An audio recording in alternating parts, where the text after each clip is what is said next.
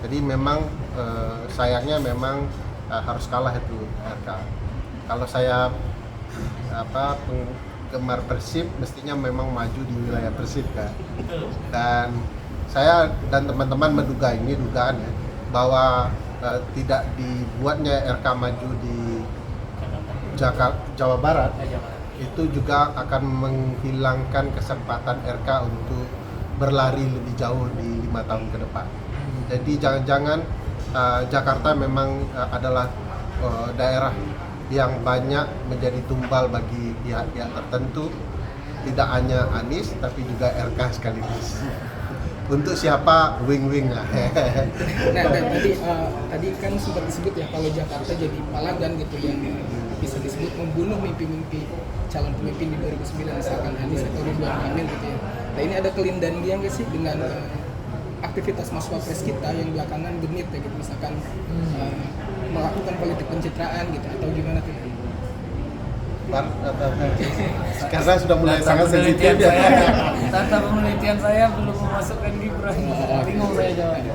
Tapi kan memang ada temuan ya sebelumnya soal goodie bag berwarna biru, isinya bansos, anggarannya, goodie bagnya anggaran presiden. Ada double budgeting untuk program tertentu di hukum keuangan sudah masalah itu.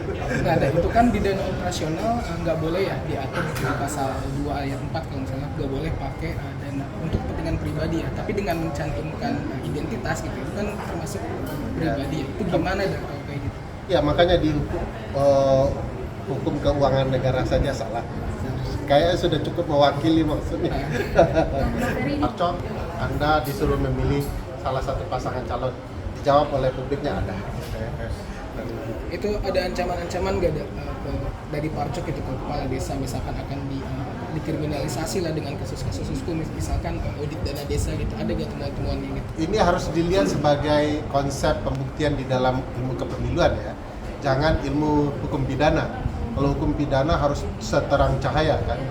Nah di dalam politik ini rata-rata dari walaupun kami punya datanya ya disuruh perintahkan ini segala macam, ada pemanggilan penggunaan dana desa sebelum pilkada dan segala macam, tetapi memang relatif bukan ke sana pembuktian kecurangan.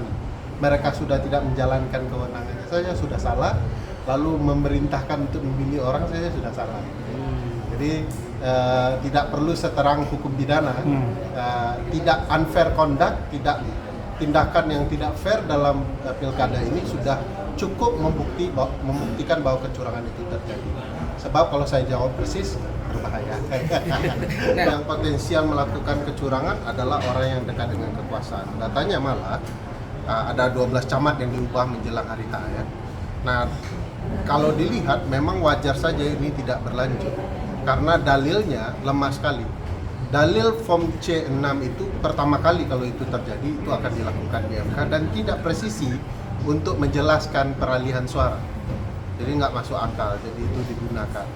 Kalau saya pikir ya itu penghibur hati dan luka yang lebih banyak. Yang lebih menarik adalah soal tidak ada korelasi gagasan baru mereka mengajukan perkara dengan menggabungkan suara sah dengan suara tidak sah. Itu tidak masuk akal.